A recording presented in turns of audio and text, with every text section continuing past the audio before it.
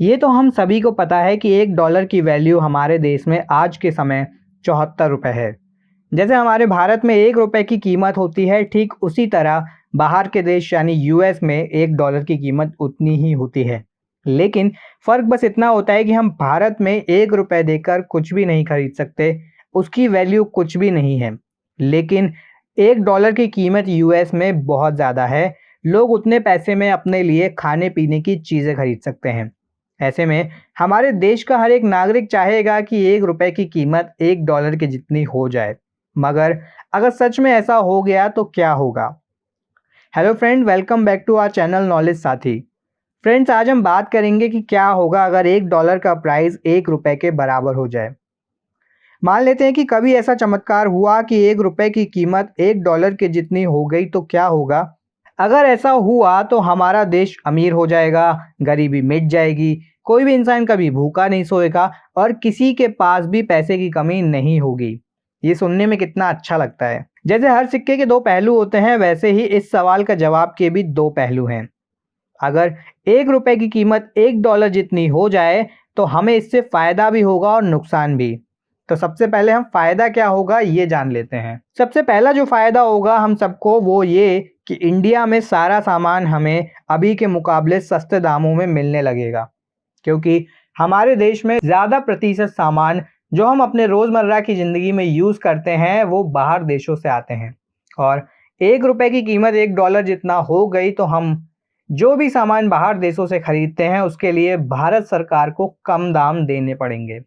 इसका मतलब यही होगा कि अगर सरकार उन सामानों को कम दाम में खरीदेगी तो वो सामान हमें कम दाम में बेचे भी जाएंगे और इससे हमारे देश में महंगाई भी कम हो जाएगी।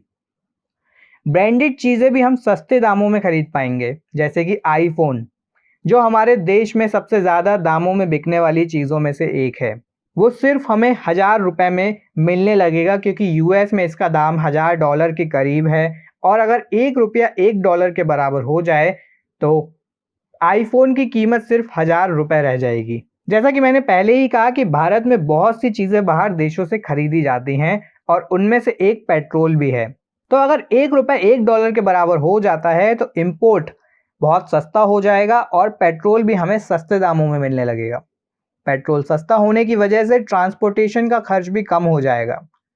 हम जितना चाहें उतनी चीज़ें बाहर देशों से ले सकेंगे और हमारे देश में किसी भी चीज़ की कमी नहीं रहेगी।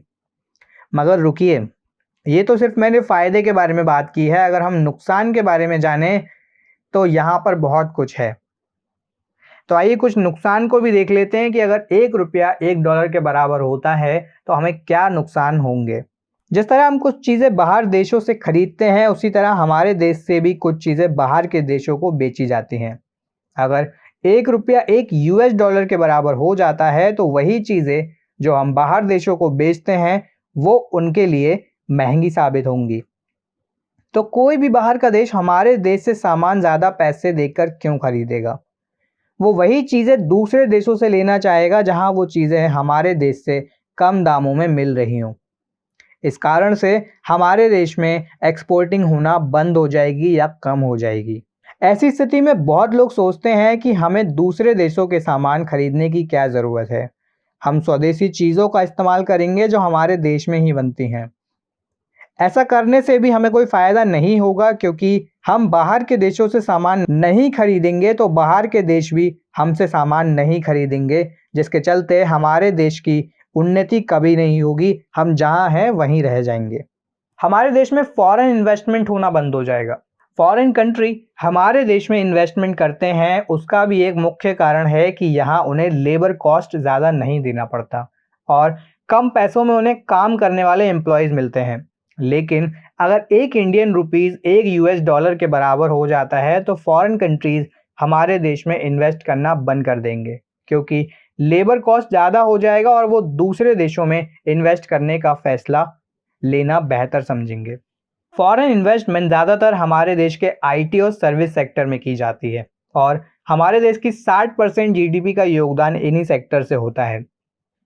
हमारे देश की आबादी के 27% लोगों को एम्प्लॉयमेंट भी इन्हीं सेक्टर में मिलती है, जो कि पूरी तरह से बंद हो जाएंगी, क्योंकि फॉरेन कंट्री हमारी कंट्री में इन्वेस्ट करना बंद कर देंगी।